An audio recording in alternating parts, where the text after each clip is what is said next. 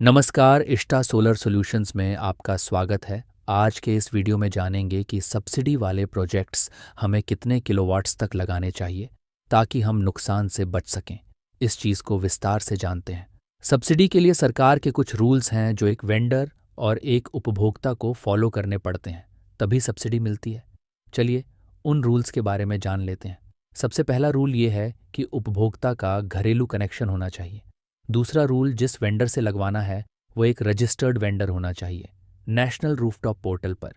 तीसरा रूल यह है कि सोलर सिस्टम में यूज़ किए जाने वाले सोलर पैनल डीसीआर यानी डोमेस्टिक कंटेंट रिक्वायरमेंट वाले पैनल्स होने चाहिए।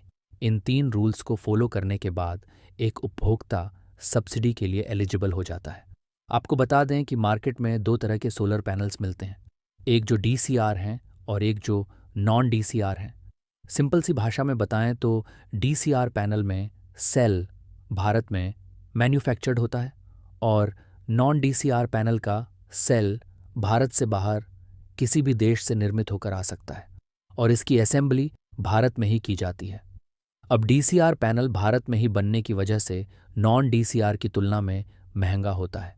मान लेते हैं कि नॉन डीसीआर पैनल हमें 10 रुपए का पड़ता है तो डीसीआर हमें करीब 17 या 18 रुपए का पड़ेगा।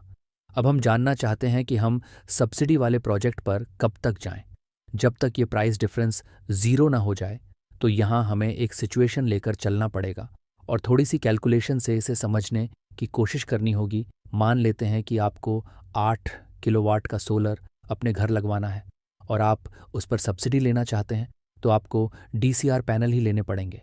इस स्थिति में आपको डीसीआर पैनल नॉन डीसीआर की तुलना में कितने महंगे पड़ेंगे, चलिए जान लेते हैं। हम यहाँ 500 वॉट का एक पैनल लेकर चलेंगे। अब 8 किलोवाट के एलआईवाई हमें चाहिए 16 पैनल, जिनकी कीमत हम मान लेते हैं 26.3 रुपये प्रति वॉट है। तो ये आपको 2,10,560 रुपये के मिलेंगे। अब यही हम अगर नॉन डीसीआर पैनल लेते हैं तो कितना पड़ेगा, चलिए देखते हैं। डीसीआर पैनल की कीमत है 16 रुपये प्रति वॉट और इसमें भी हमें चाहिए 16 पैनल, तो ये हमें पड़ेंगे 1,34,400 रुपये के। अब हम डीसीआर पैनल की कीमत से नॉन डीसीआर पैनल की कीमत घटाते हैं तो ये आता है 77,000 और कुछ रुपए। तो इसका मतलब है कि आप सब्सिडी लेने के लिए पहले ही 77,000 रुपये ऊपर दे रहे हैं, तब जाकर आपको 78,000 की सब्सिडी मिलेगी। ये पर आपको एक्चुअल मुनाफा 2,000 का ही हो रहा है।